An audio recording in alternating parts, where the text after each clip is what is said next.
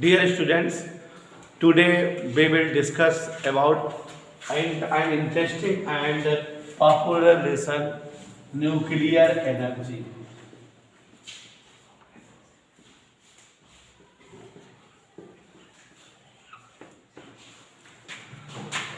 It is a lesson of chemical physics. Chemical physics का lesson है, बहुत interesting है, फाइनली टोटली थ्योरेटिकल है। तो इस लेसन में सबसे पहले आपको मैं परिचित कराऊंगा मास energy equation. Mass energy equation, what is mass energy equation. देखो बेटा, मास एनर्जी इक्वेशन से आप लोग 9th की क्लास से ही फेमिलियर हैं। आप इस इक्वेशन को 9th की क्लास से ही जानते हैं, लेकिन यहाँ मैं डिटेल में आपको बताना चाहता हूँ। Long ago in 1905 there was a famous scientist named Einstein.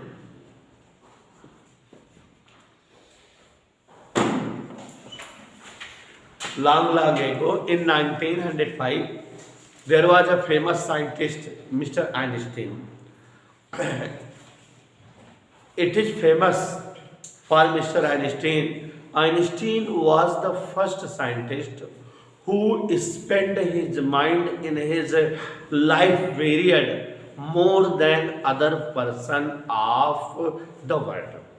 मतलब बेटा, आइंस्टीन के बारे में एक बात प्रचलित है कि आइंस्टीन ऐसे बंदे थे, ऐसे व्यक्ति थे जिन्होंने दुनिया में अपने माइंड का अपने पूरे जीवन काल में सभी व्यक्तियों की अपेक्षा ज़्यादा प्रयोग किया है। Einstein was famous for it he used his mind in his whole life greater than या more than any other person of the world.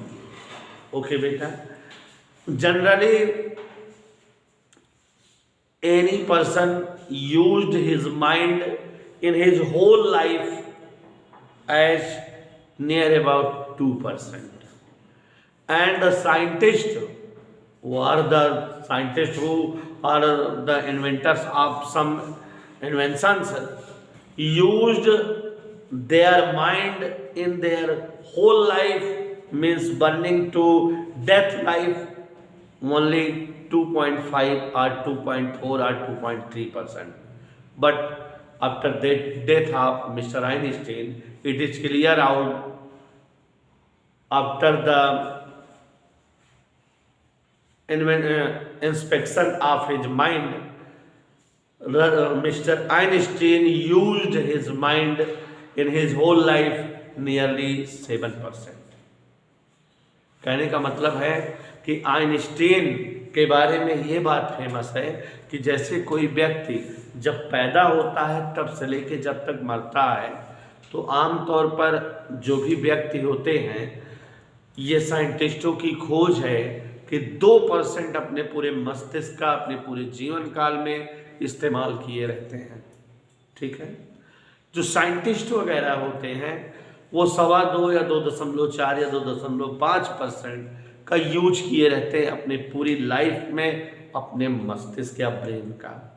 ठीक है, लेकिन जब जो है आइंस्टीन मरे और इनके मरने के बाद इनके ब्रेन का इंस्पेक्शन किया गया, तो ये पाया गया कि इनका ब्रेन 7% जो है स्पेंड हुआ था इनकी पूरी लाइफ के दौरान।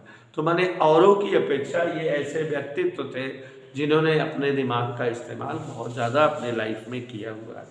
ठीक है, mister Einstein was much popular and much famous.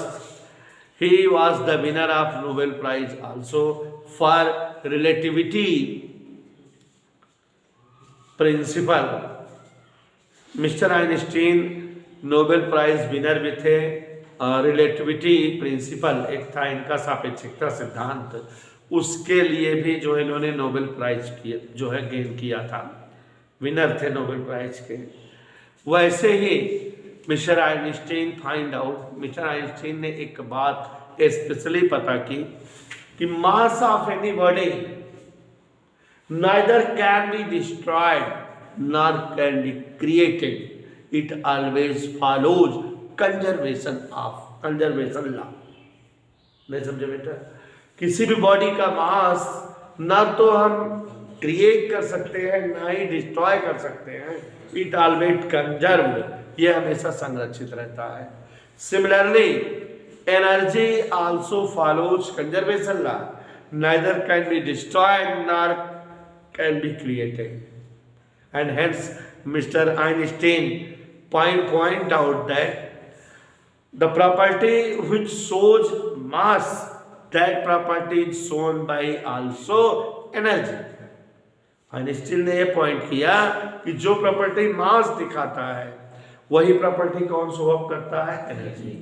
And hence he cleared mass and energy both are form of same thing. नहीं समझे? इन्होंने यह घोषित किया कि एनर्जी और मास जब एक जैसे प्रॉपर्टीज दिखाते हैं तो एनर्जी और मास एक ही चीज के रूप हैं. And after some calculations he decided mass can be converted into the form of energy. Also energy can be converted into the form of mass.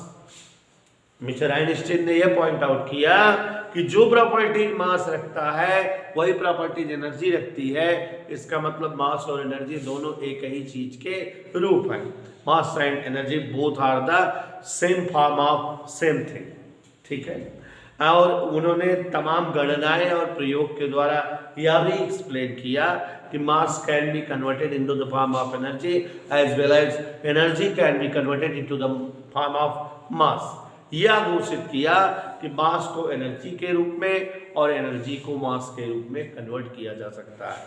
Mister Einstein after his experiment and calculation discovered an equation which shows relation of mass and energy and that relation is known as mass energy equation given by mister Einstein. Okay बेटा? तो Einstein ने बहुत सारे experiment और बहुत सारी गणनाओं के बाद ये अनाउंस्ड किया कि मास को एनर्जी और एनर्जी को मास में इस इक्वेशन द्वारा कन्वर्ट किया जा सकता है. और यही इक्वेशन क्या कह रहा है? Mass energy equation. An equation given by mister Einstein by which we can convert energy into mass and mass into energy is known as mass energy equation. Mr. Einstein find out that if mass delta m of anybody converts into the energy, then total energy gain will be equal to delta E बराबर delta m into c square. And it is the equation which is given by Mr. Einstein and it is called mass energy equation. And it is the special equation, a special topic by which we can find large amount of energy than any other source of energy. Einstein ने ये जो energy ज्ञात करने का formula setup किया, इसके द्वारा हम बहुत ज़्यादा अमाउंट में एनर्जी गेन करते हैं किसी अन्य एनर्जी प्राप्त करने के सोर्स की अपेक्षा. When mass converted into the form of energy, then a large amount of energy gain than any other source of finding energy. मास से जब एनर्जी मिलती है तो एनर्जी बहुत ज़्यादा अमाउंट में मिलती है किसी अन्य सोर्स से एनर्जी मिलने की अपेक्षा मास से एनर्जी बहुत ज़्यादा अमाउंट में प्राप्त होती है. नहीं विश्वास है? If 1 gram mass convert into energy, then energy gained by 1 gram mass will be delta E बराबर 1 gram into c square. Put the value of delta m as 1 gram and 1 gram can be written as 1 into 10 power minus 3 kilogram and the value of c is 3 into 10 power 8 and its square. Okay, when you solve it you have 9 into 10 power 13 joule, means 1 gram mass when convert into energy, then 9 into 10 power 13 joule amount of energy gain, and this type of energy can be created by burning of crore ton कोयल। जब आप करोड़ों ton कोयला जलाते हो तब इतनी amount की energy gain होती है जो मास मात्र 1 ग्राम मास के एनर्जी में कन्वर्ट होने से बच सकती है। तो it is clear that energy gain by converting mass is more and more than any other source of energy. किसी अन्य तरीके से जो आप एनर्जी प्राप्त करते हो उसकी अपेक्षा मास से एनर्जी बहुत ज्यादा अमाउंट में प्राप्त होती है। If 1 gram of mass means very small amount of mass converts into energy, then 9 into 10 power 13 joule amount of energy developed. अगर 1 ग्राम जैसी अल्प मात्रा मास की एनर्जी में बदले तब भी भारी भरकम अमाउंट में एनर्जी गेन होती है। That amount of energy can be built या can be created after burning of crore ton of coals। मतलब अगर हम 1 ग्राम अमाउंट जैसी छोटी मात्रा से अगर जो है हम एनर्जी गेन करें तो करोड़ों टन कोयले जलाने वाली अमाउंट की एनर्जी बन सकती है। When 1 gram of mass converts into energy, then 9 into 10 power 13 joule of energy created, which is required for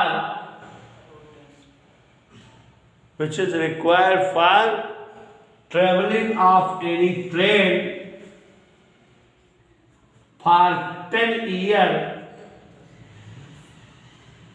with a speed of 75 kilometre per our. It is the scientific calculation.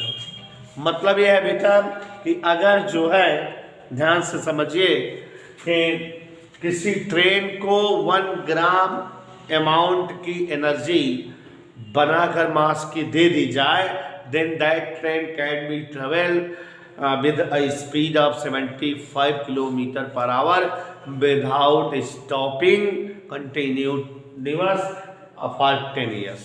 तो इतने amount की energy अगर किसी train को दे दी जाए तो train 10 वर्ष तक बिना रुके अनवरत चल सकती है। इतने अमाउंट की एनर्जी है, means it is a large amount of energy. और बच्चों जब मास से एनर्जी गेन की जाती है तो बहुत ज़्यादा अमाउंट में एनर्जी मिलती है। इतने ज़्यादा अमाउंट में एनर्जी मिलती है कि जिसे हम जो है संभाल नहीं सकते, रचनात्मक कामों में ले नहीं सकते। इसलिए when we have to convert energy या when we have to create energy with the form of mass, जब हमें मास से एनर्जी लेनी होती है तो हम बहुत छोटे मास को एनर्जी में कन्वर्ट करके एनर्जी लेते हैं। और इसलिए आपको मैं सिखाने जा रहा हूँ an unit of mass which is the smallest unit of mass, माने मास की सबसे छोटी यूनिट आपको बताने जा रहा हूं। तो मास की सबसे छोटी यूनिट जान लीजिए जरा, AMU क्या होती है, what is the uses of AMU जान लीजिए।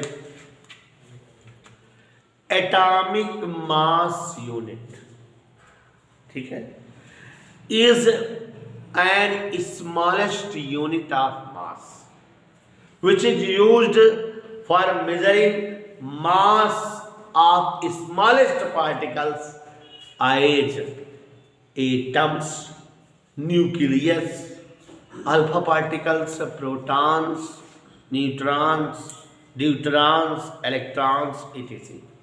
नहीं समझे बच्चा क्या बोले? Atomic mass unit is an smallest unit for measuring smallest particle. Mass of smallest particle मतलब बेटा एटॉमिक मास यूनिट मास की सबसे छोटी, मास के मेजर करने की सबसे छोटी यूनिट है। जो बहुत छोटे पार्टिकल्स होते हैं जैसे कि एटम, जैसे कि न्यूक्लियस, जैसे कि इलेक्ट्रॉन, प्रोटॉन, अल्फा पार्टिकल, ये सब जो है इनके मास, चूंकि ये स्मॉलेस्ट पार्टिकल है, इनके मास भी बहुत छोटे होंगे और इनके मास को मेजर करने की जो यूनिट होती है उस यूनिट को एटॉमिक मास यूनिट कहा जाता है। ठीक है, तो atomic mass unit is an unit for measuring mass but it is smallest unit for measuring mass. Mass को मेजर करने की सबसे स्मॉलेस्ट यूनिट एएमयू होती है और smallest particle as atom, nucleus, electron, proton, neutron, alpha particles, the mass of these particles are measured in the form of AMU. समझ आया बेटा? इलेक्ट्रॉन हुआ, प्रोटॉन हुआ, अल्फा पार्टिकल हुआ, इन सब के मास को हम जो है एएमयू में मेजर करते हैं। समझ में आ रहा है एएमयू? अब एएमयू की लॉजिकल डेफिनेशन क्या है? एएमयू की तो लॉजिकल डेफिनेशन है 1/12 part of mass of 1 atom of carbon is 1 AMU. नहीं समझे बेटा? क्या बोले हम? देखो logical definition, 1 AMU is the 1/12 part of the mass of 1 atom of 6C12। समझ आया बेटा? इसका मतलब क्या है? कार्बन 6C12 हो और उसका कितना एटम हो? एक एटम, एक परमाणु, और उसका जो भी मास हो उसका 12th पार्ट 1 एएमयू कहलाता है। बहुत समय पहले बेटा तमाम हल्के चीज़ों के मास को हम कार्बन के मास के टर्म में मेजर करते थे, इसलिए डेफिनेशन बनी हुई है। तो अब देखो एएमयू के बारे में और भी कुछ चीज़ें बता लोगे। क्या बता लोगे बेटा? AMU atomic mass unit is an unit for measuring mass. Mass को मेजर करने वाली एक यूनिट है। It is the smallest unit for measuring mass. यह मास को मेजर करने की सबसे छोटी यूनिट होती है। The mass of smallest particle as electron, proton, neutron, nucleus, atom are measured in the form of AMU. इन सब के मास को एएमयू में मापा जाता है। लॉजिकल डेफिनेशन क्या है? 1 AMU is the 1/12 part of the mass of 1 atom of 6C12। Carbon के एक एटम के मास का 12th पार्ट 1 AMU होता है। इधर क्लियर? अब कार्बन के एक एटम का मास आपको पता होना चाहिए बेटा कि कोई भी एलिमेंट का जो 1 मोल होता है, 1 मोल का वेट एटॉमिक वेट होता है। मतलब जैसे अगर हमारे पास 11 यानी 23 फार्मूला होता है, अगर 23 ग्राम हम यानी ले लें तो इसका मतलब हम कहेंगे कि हमारे पास 1 मोल यानी है। ठीक है? एटॉमिक वेट जो होता है उसी को हम 1 मोल कहते हैं। For any molecule, for any atom, as well as, ऐसे ही इट इज। तो जैसे अगर H2O है, H2O का एटॉमिक वेट 18 ग्राम होगा। H2O 16 2 18। तो अगर 18 ग्राम जल ले लिए हो तो इसका मतलब 1 मोल जल ले लिए हो। ठीक? और किसी भी एटम के 1 मोल में n एटम होते हैं। ये अवोगाद्रो ने बताया है। जैसे अगर आपके पास 18 ग्राम जल है तो इसका मतलब जल के n मोल है, जल का 1 मोल है आपके पास, और 1 मोल जल में जल के n एटम है। ठीक है? तो अब देखो 6C12, साफ जाहिर है इसका एटॉमिक वेट क्या है? 12। तो if you have 12 gram carbon, अगर आपके पास कार्बन 12 ग्राम में है तो इसका मतलब आपके पास 1 मोल कार्बन है। और 1 मोल कार्बन में कितना जो है एटम्स होंगे कार्बन के? n एटम होंगे। तो यहां समझो बताना क्या चाहते हैं। ये अपॉन 12 तो लिखा रहेंगे आप। Mass of one atom of 6C12, carbon के एक एटम का मास ऊपर लिखना है। जब 6C12 है तो 12 ग्राम कार्बन का मतलब हुआ 1 मोल कार्बन। ठीक है, 12 ग्राम कार्बन का मतलब क्या होगा, और 1 मोल कार्बन में कितने कार्बन के एटम होंगे, n एटम ऑफ C। 12 ग्राम का मतलब 1 मोल, और 1 मोल में कितने कार्बन होंगे, n एटम होंगे कार्बन के। तो n एटम का मास कितना है, तो 1 एटम का मास क्या होगा, 12 अपॉन n। इधर के लिए बात समझ में आई। If atomic weight of carbon is 12 gram, it means 12 gram carbon means 1 mole of carbon. Clear? And 1 mole of carbon means n atom of carbon. मतलब 12 ग्राम में कार्बन के n एटम होते हैं, या कार्बन के n एटम का मास 12 ग्राम होता है। तो कार्बन के 1 एटम का मास क्या होगा, 12/n। इधर क्लियर? यहाँ ऊपर लिखा है mass of 1 atom of carbon, मतलब 12/n gram. Any clear? Any doubt बेटा? देख लो 6C12 मतलब अगर 12 ग्राम कार्बन ले लोगे तो 1 मोल कार्बन होगा, माने कार्बन के n एटम होंगे। तो कार्बन के n एटम का मास 12 ग्राम, तो 1 एटम का मास या नीचे आ गया 12/n। इधर क्लियर बेटा?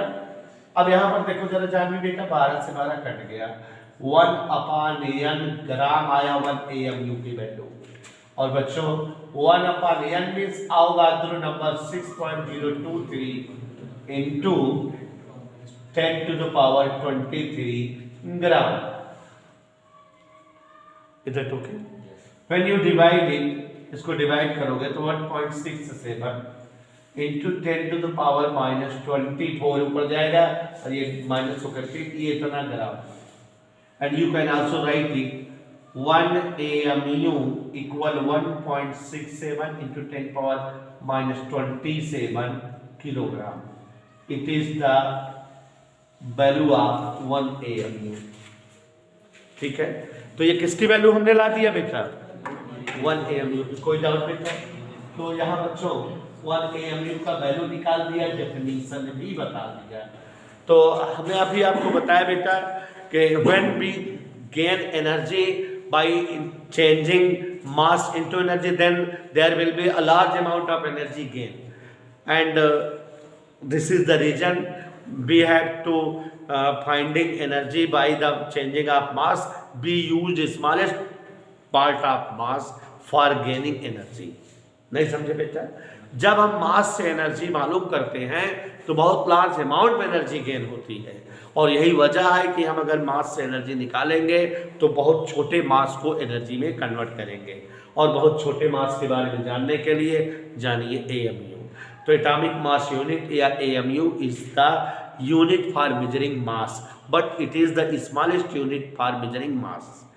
Smallest particle as electron, proton, neutron, alpha particle, nucleus, atoms mass is measured in the form of AMU। 1 AMU is the 12th part of the mass of 1 atom of carbon। ठीक है, और carbon का 12 ग्राम मतलब 1 mole carbon means n atom carbon के का मास 12 ग्राम, तो 1 atom का मास 12/n ग्राम।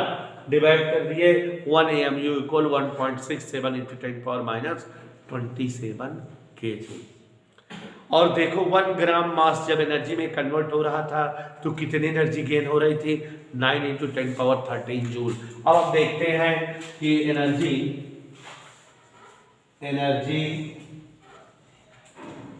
Bye 1 AMU amount मास रहे उससे कितना एनर्जी गेन होगी। डेल्टा E बराबर डेल्टा M इंटू सी स्क्वायर। डेल्टा M की जगह क्या राइट कर देंगे, 8 AMU इंटू सी स्क्वायर। कोई डाउट बेटा? 1 AMU को राइट कर सकते हैं 1.67 इंटू 10⁻27 3 इंटू 10⁸ का होल स्क्वायर। एनी डाउट बेटा? 3 क्लिक करना हो, 9 7 63 के 3 हासिल 6 16 9 144 6 150 into 10 to the power minus 27 solar minus 11 joule. Any doubt? And it can be converted into electron volt by dividing it 1.6 into 10 power minus 19. Okay, अब यहां पर देखो जरा, 19 से 11 माइनस हुआ 10 टू द पावर 8 और यहाँ 9.31 इलेक्ट्रॉन वोल्ट। 2 डिजिट इधर लाओ बेटा, 931 into 10 power 6 electron volt, and you can say 1 AMU equal, ये 10 power 6 मतलब मेगा या मिलियन, तो 931 मिलियन इलेक्ट्रॉन वोल्ट।